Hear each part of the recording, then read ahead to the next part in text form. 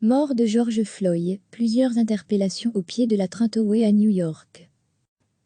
Des manifestants ont exprimé leur colère samedi au pied de la Trentoway à New York après la mort de George Floyd, un Afro-Américain de 46 ans décédé après son interpellation musclée par la police. Au moins 7 personnes ont été appréhendées devant le gratte-ciel, rapporte The New York Times, au 3e jour de protestation dans la ville à la pomme. Les protestataires s'étaient essentiellement rassemblés à Brooklyn et Manhattan, où s'élève la Trentoway, ancienne résidence du président américain, avant qu'il n'entre à la Maison-Blanche.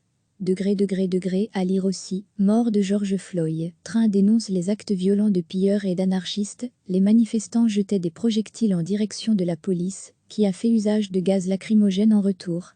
Vendredi, plus de 200 personnes ont été interpellées à New York, après que des échauffourées ont éclaté à Brooklyn.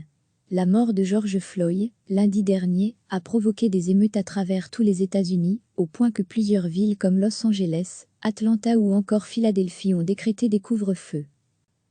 Des manifestants ont exprimé leur colère samedi au pied de la Trentoway à New York après la mort de George Floyd, un Afro-Américain de 46 ans décédé après son interpellation musclée par la police.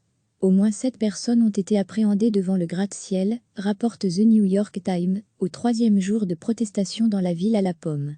Les protestataires s'étaient essentiellement rassemblés à Brooklyn et Manhattan, où s'élève la Trentoway, ancienne résidence du président américain, avant qu'il n'entre à la Maison-Blanche.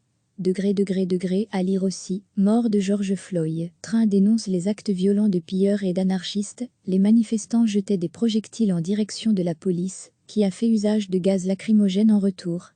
Vendredi, plus de 200 personnes ont été interpellées à New York, après que des échauffourées ont éclaté à Brooklyn. La mort de George Floyd, lundi dernier, a provoqué des émeutes à travers tous les États-Unis, au point que plusieurs villes comme Los Angeles, Atlanta ou encore Philadelphie ont décrété des couvre-feux. Cliquez sur s'abonner pour recevoir les dernières nouvelles.